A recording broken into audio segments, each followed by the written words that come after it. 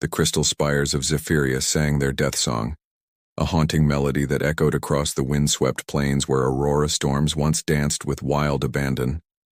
Now those same storms flickered weakly, their colors muted to pale ghosts of their former brilliance. The planet that had once been known throughout the galaxy as the crown of the stellar winds was dying, and with it, the most beautiful civilization the cosmos had ever known. High atop the tallest spire, in what was once called the Sanctuary of Winds, Lyrian Vex pressed her crystalline blue palm against the observation window. Her breath fogged the glass as she watched another star blink out in the distance, or perhaps it was merely her failing vision. The whisper plague had been consuming her people for over a century, and now she was the last, the very last of the Zephyrians. Her translucent skin, once radiant with the inner light that marked her kind, had dimmed to a barely perceptible glow. The intricate patterns that flowed beneath her flesh like living tattoos, the mark of her royal lineage, flickered erratically. Each breath was a struggle, each heartbeat a victory against the insidious disease that whispered constant torments into her mind. "Kyle," she murmured to the empty chamber, speaking the name of her brother who had succumbed to the plague 3 years prior. I held on as long as I could. The sanctuary around her was a marvel of Zephyrian architecture, its walls grown rather than built from living crystal that responded to stellar winds. Delicate chimes hung from the curved ceiling, their music now reduced to sad, sporadic notes, as the cosmic breezes that once powered them grew ever weaker. Ancient tapestries woven from solidified starlight depicted the glory days of her people. Warriors riding stellar currents between worlds, artists sculpting nebulae into magnificent gardens, lovers dancing in the spaces between galaxies, all gone, all lost to the whisper plague. Lyrian had studied the disease obsessively in her final years, hoping against hope to find a cure. The plague was unlike anything in recorded galactic history. It didn't just attack the body. It devoured the psychic energy that was fundamental to Zephyrian existence. Her people were born from the marriage of stellar wind and consciousness itself, their very souls intertwined with the cosmic forces that flowed between stars. The plague turned that gift into a curse, using their connection to the universe as a pathway to consume them from within. The worst part wasn't the physical deterioration, it was the whispers. Constant, insidious voices that spoke directly into her mind, telling her she was worthless, that her people deserved extinction, that the universe would be better without the Zephyrians. The voices grew stronger as her defenses weakened, and some days she believed them. Today was one of those days. She was preparing to walk out onto the sanctuary's observation deck, a platform that extended into the void where her ancestors once communed with passing stars, when the proximity alarms began to sound. Lyrian's head snapped up, hope flickering in her chest like a dying ember suddenly fed oxygen. No ship had approached Zephyria in over 50 years.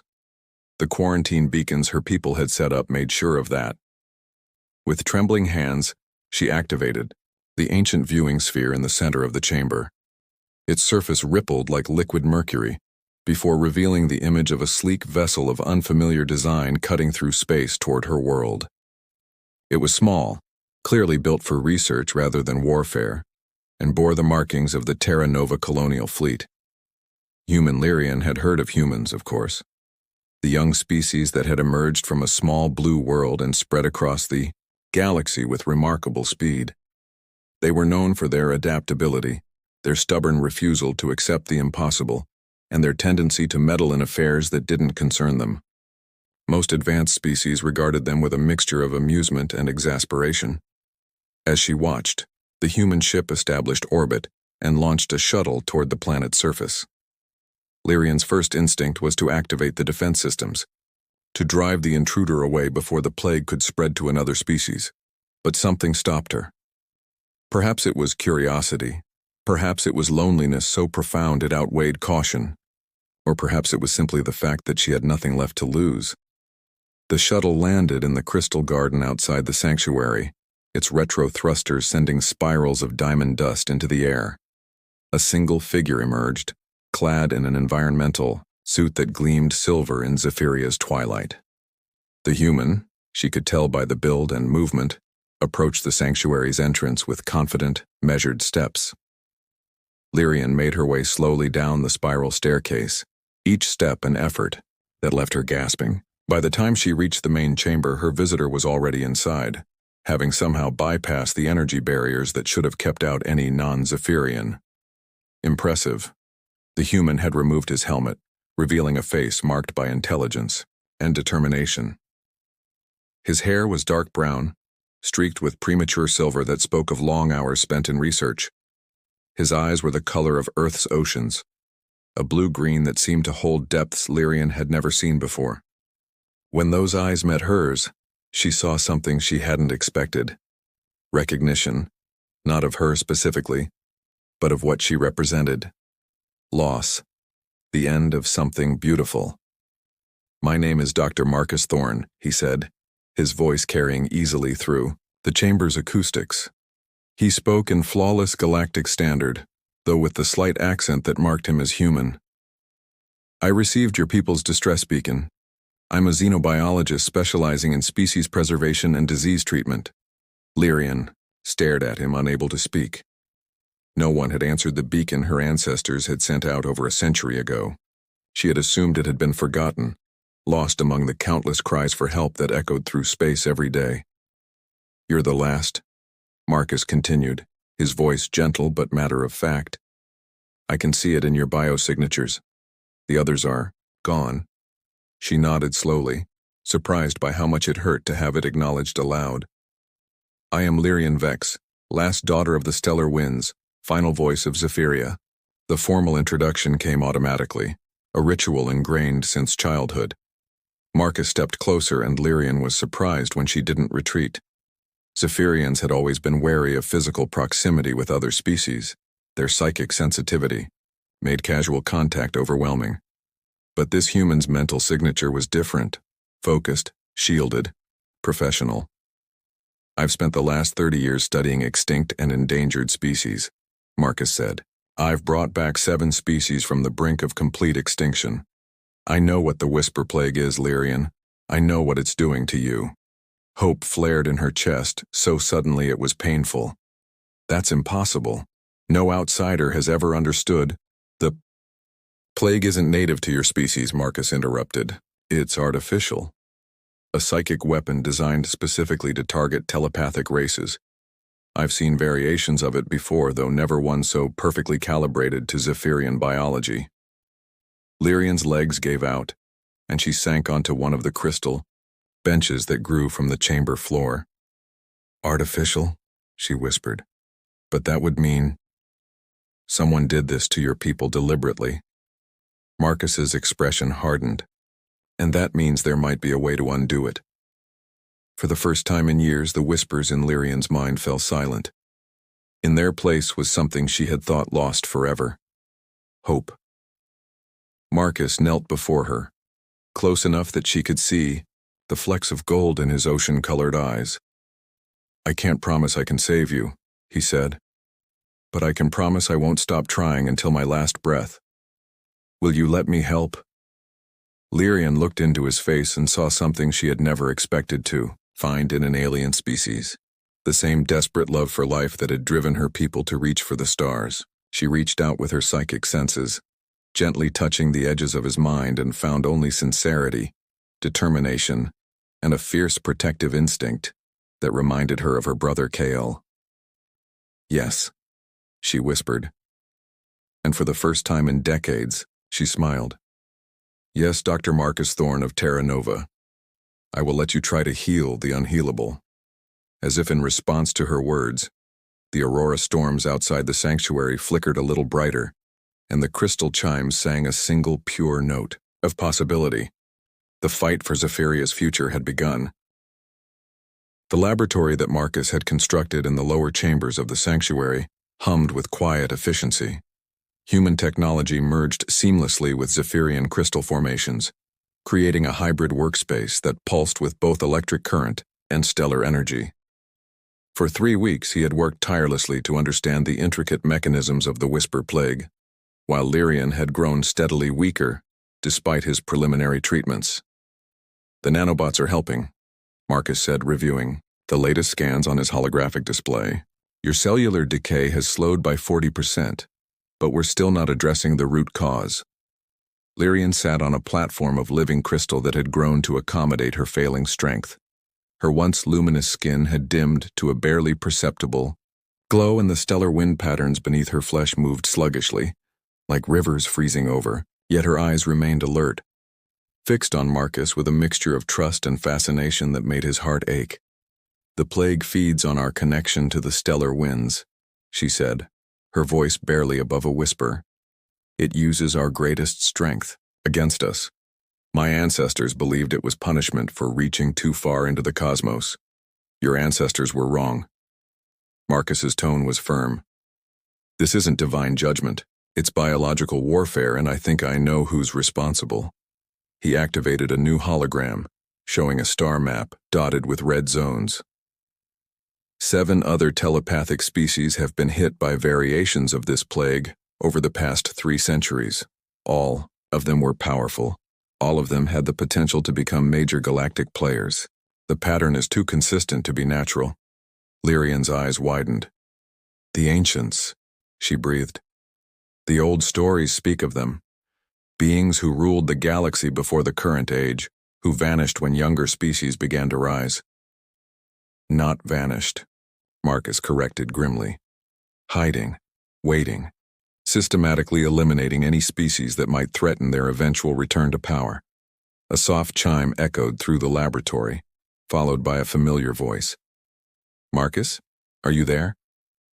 Captain Rivera's hologram materialized beside them, her weathered face creased with concern. "I've been monitoring your progress from the research station. How is she?" "Alive," Marcus replied, though they all knew it was a temporary state. "But I need more time. The plague is adapting to every treatment I try." Rivera's expression softened as she looked at Lyrian. "Hello, dear. I'm sorry we couldn't come sooner." Lyrian managed a weak smile. "You came at all. That is more than anyone has done in a century." "Marcus," Rivera continued, "I've been analyzing the data you sent. The plague isn't just destroying Zephyrian biology, it's recording it. Every genetic sequence, every psychic pattern, everything that makes them unique." Marcus froze. "It's harvesting them." "For what purpose?" Lyrian asked. "To create a weapon," Marcus said slowly, the pieces clicking into place. "A weapon that could be used against any telepathic species. Your people weren't just victims, you were test subjects." Rage flared in Lyrian's dimming eyes, and for a moment the crystal formations around them resonated with her anger, singing a sharp, discordant note. "They destroyed us for an experiment?" Marcus knelt beside her platform, his hand hovering near hers. Physical contact between humans and Zephyrians was risky.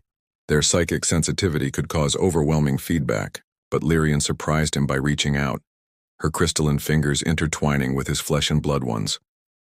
The sensation was unlike anything Marcus had ever experienced. Through their joined hands, he felt the stellar winds themselves, vast currents of energy that flowed between worlds, carrying whispers of distant stars and the dreams of long-dead civilizations. For a moment he understood what it meant to be Zephyrian, to exist as part of the living cosmos itself. But he also felt her pain, her loneliness, and beneath it all, something else. Something the plague had been trying to hide. "Lyrian," he said, urgently. "You're not alone." She looked at him in confusion. "I am the last. You've seen the records." "No." Marcus's grip tightened on her hand. "There are others. I can feel them through our connection. They're not dead. They're sleeping." Working with desperate urgency, Marcus and Lyrian descended deeper into the sanctuary than any living being had gone in centuries. The crystal formations here were older, their songs more complex, harmonizing with frequencies that predated the current galactic age. At the very heart of the structure, they found what Marcus had sensed through their psychic link. A vast chamber filled with crystal cocoons, each one containing a softly glowing figure suspended in temporal stasis. Hundreds Of them, thousands, the entire surviving population of Zephyria, preserved at the moment of their apparent death. The plague didn't kill them, Marcus breathed. It forced them into hibernation, a defense mechanism. Lyrian staggered forward, her hand pressed to her chest. I can hear them, she whispered. They're dreaming. Dreaming of home, of the stars, of... Her voice broke. Of me. They're waiting for me. The plague kept you awake, Marcus realized. It needed one active host to complete its data collection, but it also needed that host to eventually die, so it could record the final stages of Zephyrian biology. At the chamber's center stood a single cocoon, larger than the others, its surface etched with symbols that seemed to shift and flow like living text. As they approached, the crystal became transparent, revealing the figure within.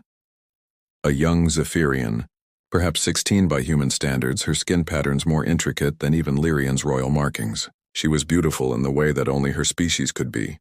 Ethereal, luminous, connected to something vast and eternal.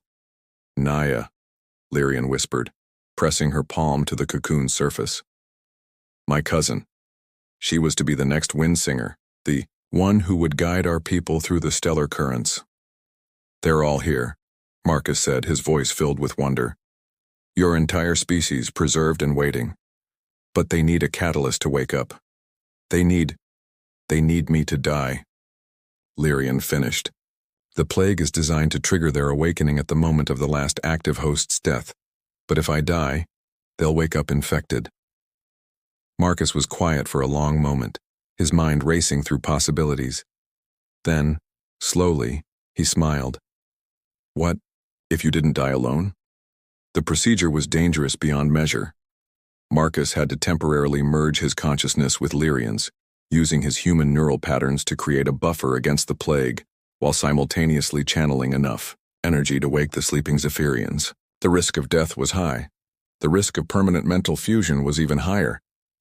If this goes wrong, Marcus said as they prepared the neural interface, we might both be lost. Lyrian's hand found his, her touch now familiar and comforting. Then we'll be lost together. I can think of worse fates. Rivera's hologram flickered anxiously nearby. Marcus, I'm reading massive energy buildup in the planet's core. Whatever you're planning, it's affecting the entire world. That's the point, Marcus replied, adjusting the interface headset. We're not just waking up a few thousand individuals. We're reviving an entire civilization's connection to the cosmos. As the neural link activated, Marcus felt his consciousness expand beyond anything he had ever imagined. Through Lyrian's mind, he touched the dreams of thousands of sleeping Zephyrians, felt their hopes and fears, their love for their world and their species. He also felt the plague, a writhing darkness that had wrapped itself around their collective psyche like a parasitic vine. But human minds were different from Zephyrian ones. Where the plague expected pure psychic energy, it found something it couldn't easily consume. Emotion translated into electrical impulses, thoughts grounded in physical biology rather than stellar winds. The plague faltered, confused by this hybrid consciousness it had never encountered before.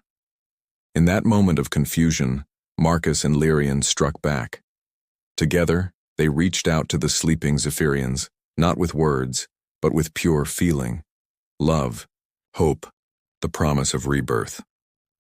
One by one, the crystal cocoons began to crack, their surfaces spider-webbing with lines of light, the chamber filled with the sound of awakening, not the harsh crack of breaking crystal but the soft musical chime of new life beginning. Naya was the first to emerge, her young face confused but alert. She looked at Lyrian with wonder, then at Marcus with curiosity rather than fear. Cousin, she said in the fluid Zephyrian language, you found a way to bridge the gap between species. We found a way to heal, Lyrian replied, her voice stronger than it had been in years. The plague's whispers had finally fallen silent, replaced by the gentle mental presence of her awakening people. As more Zephyrians emerged from their cocoons, Marcus felt something unprecedented happening. The neural link between him and Lyrian wasn't dissolving as planned. It was stabilizing, creating a permanent bridge between human and Zephyrian consciousness. Through this bridge, he could feel the stellar winds while Lyrian could experience the grounded, emotional reality of human existence. "Is this what you intended?" Rivera asked, her hologram flickering with excitement as her sensors registered. The massive changes taking place. "No," Marcus admitted, watching as Lyrian helped her cousin to her feet. "This is better than I intended." Over the following months, Zephyria transformed. The awakened Zephyrians, free from the plague but forever, changed by their long sleep, began to rebuild their world. But they didn't simply restore what had been lost. They created something new, something that incorporated both Zephyrian wisdom and human innovation. The sanctuary became a center of learning where both species studied together, sharing knowledge and perspectives that neither could have achieved alone. The crystal spires sang with renewed vigor, their music now incorporating harmonies that would have been impossible before the merger of human and Zephyrian consciousness. Marcus found himself changed as well. The neural link with Lyrian had left him with a permanent sensitivity to the stellar winds, an ability to sense the cosmic currents that flowed between worlds. He was no longer entirely human, just as Lyrian was no longer entirely Zephyrian. They had become something new, the first of a hybrid species that would eventually spread throughout the galaxy. "The ancients won't be pleased," Rivera observed during one of her visits, watching as human and Zephyrian children played together in the crystal gardens. "You've created exactly what they were trying to prevent, a species that bridges the gap between different forms of consciousness." "Let them come," Lyrian said, her hand intertwined with Marcus's as they watched their combined peoples thrive. "We've learned something they never understood. That diversity isn't a weakness to be eliminated. It's a strength to be celebrated." The plague had been designed to destroy the Zephyrians, to reduce them to data points in some ancient species war against evolution. Instead, it had created something unprecedented, a living bridge between two entirely different forms of life, a hybrid civilization that carried the best of both worlds while transcending the limitations of either. As the twin suns of Zephyria set over the crystal spires painting the sky in shades of gold and silver, Marcus and Lyrian stood together on the sanctuary's observation deck. Around them, the stellar winds sang with voices both ancient and new, carrying the dreams of two species that had chosen unity over isolation, love over fear. "Do you regret it?" Lyrian asked, her crystalline features soft in the evening light. "Leaving your own kind behind to become something else?" Marcus smiled, feeling the cosmic currents flowing through his transformed consciousness. "I didn't leave humanity behind," he said. "I helped it grow. We both did." In the distance, the first ships were already departing Zephyria, carrying the message of their transformation to other worlds. The galaxy would never be the same. And somewhere in the darkness between stars, ancient powers stirred uneasily, realizing that their carefully laid plans had given birth to something far more dangerous than anything they had sought to prevent. Hope, it turned out, was the most infectious thing in the universe, and it was spreading.